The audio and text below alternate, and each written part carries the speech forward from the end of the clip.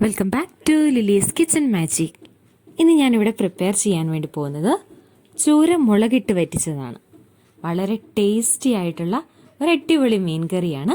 അന്നേരം നമുക്കിന്ന് ഇവിടെ ഒരു 3/4 കിലോളം ചൂര കിട്ടിയിട്ടുണ്ട്. നല്ല ഫ്രഷായിട്ട് നമുക്ക് കിട്ടിയതാണ്. അന്നേരം ഇത് നമുക്ക് തേങ്ങയിട്ടല്ല മുളകിട്ടിട്ടാണ് ഇന്ന് വെക്കാൻ വേണ്ടി പോകുന്നത്.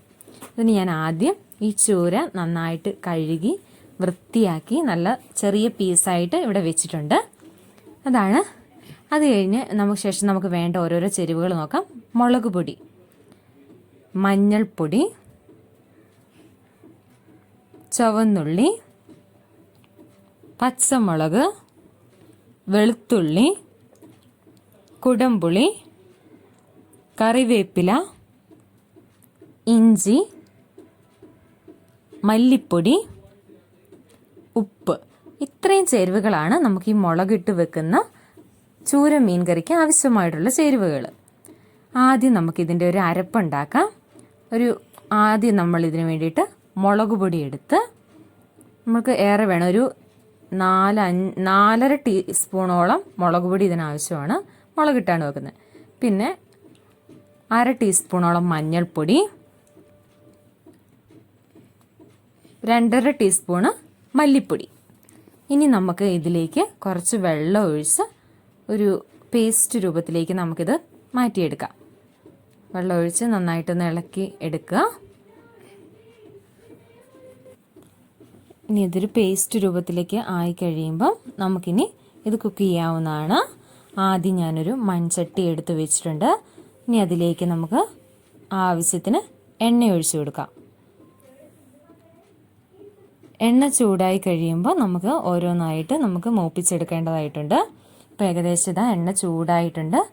ഇനി നമുക്ക് ഇതിലേക്ക് ഓരോരോ ചേരുവകൾ നമുക്ക് ആഡ് ചെയ്യാവുന്നതാണ്. ആദ്യം നമുക്ക് പച്ചമുളക് ഇട്ട് കൊടുക്കാം. ഞാനിവിടെ 2 പച്ചമുളകാണ് എടുത്തിരിക്കുന്നത്. 2 പച്ചമുളക് നെടുകെ കീറിയിട്ടിരിക്കുന്നത്. നമ്മൾ മുളക് പൊടിയാണ് കൂടുതലായിട്ട് ഉപയോഗിക്കുന്നത്. എന്നിട്ട് 2 പച്ചമുളക് എടുത്ത് അത് നെടുകെ കീറിയിട്ടിരിക്കുന്നതാണ്. ഇനി അടുത്ത് നമുക്ക് ഇതിലേക്ക് ആഡ് ചെയ്യേണ്ടത് ഇഞ്ചിയാണ്. ഇഞ്ചി ചെറുതായിട്ട് ഗ്രേറ്റ് ചെയ്തെടുത്തിരിക്കുന്നതാണ്. അതും കൂടി നമുക്ക് ഇട്ട് കൊടുക്കാം. നന്നായിട്ടൊന്ന് ഇളക്കി കൊടുക്കാം. നല്ല പച്ച മണമൊക്കെ വരുന്നുണ്ട്. ഇനി അടുത്ത ഇതിലേക്ക് നമുക്ക് വേണ്ട കറിവേപ്പിലയാണ്. കറിവേപ്പിലയിട്ട് നന്നായിട്ട് ഇളക്കി കൊടുക്കാം.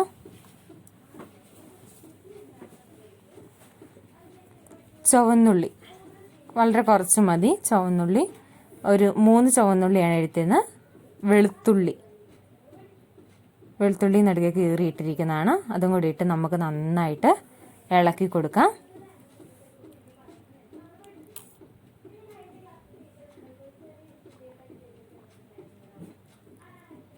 ഇത് ഏകദേശം ഇനി മൂത്ത് വരുന്നുണ്ട്. അന്നേരം നമുക്ക് ഇതിലേക്ക് ഇനി കുറച്ച് ഉപ്പും കൂടെ, ആവശ്യത്തിന് ഉപ്പും കൂടെ ഇട്ട് കൊടുക്കാവുന്നതാണ്. ഇനി ഇത് നന്നായിട്ടൊന്ന് ഇളക്കി കൊടുക്കുക. ഇതിൻ്റെ പച്ചമണമൊക്കെ ഒന്ന് മാറുന്നത് വരെ നന്നായിട്ട് നമുക്കൊന്ന് ഇളക്കി കൊടുക്കാം എണ്ണയിലിട്ടിട്ട്. ഇനി നമ്മളിപ്പോൾ ഇവിടെ ആക്കി വെച്ചിരിക്കുന്ന അരപ്പ്, അത് പേസ്റ്റ് ആയിട്ട് നമ്മൾ കുറച്ച് വെള്ളം ഒഴിച്ച് മഞ്ഞൾപ്പൊടി, മുളക് പൊടി, മല്ലിപ്പൊടിയും കൂടെ ചേർത്തിരുന്നു. നമ്മൾ മുളകിട്ടാണ് വെക്കുന്നത്. നേരം മുളക് പൊടി ഏറെ ഇട്ടിട്ടുണ്ടായിരുന്നു. നേരം നന്നായിട്ടൊന്ന് ഇളക്കി കൊടുക്കാം. നല്ല തിക്കായിട്ടാണ് ഇരിക്കുന്നത്. ഇനി നമുക്കിതിലേക്ക് നമ്മൾ നേരത്തെ കൊടംപുളി വെള്ളത്തിൽ ഇട്ട് വെച്ചിട്ടുണ്ടായിരുന്നു.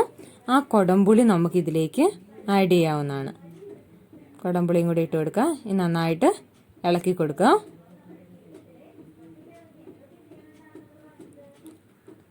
ഇനി ഇത് നന്നായിട്ടൊന്ന് മൂത്ത് വരണം.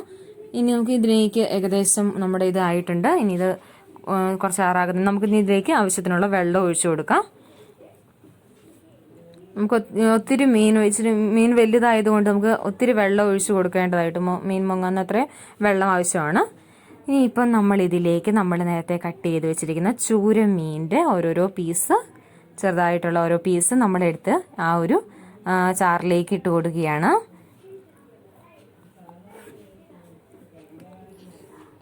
ഇനി ഇത് നന്നായിട്ടൊന്ന് തിളച്ചിട്ടുണ്ടെങ്കിൽ നമ്മുടെ വളരെ ടേസ്റ്റി ആയിട്ടുള്ള നമ്മുടെ മീൻ കറി ഇവിടെ റെഡിയാവും.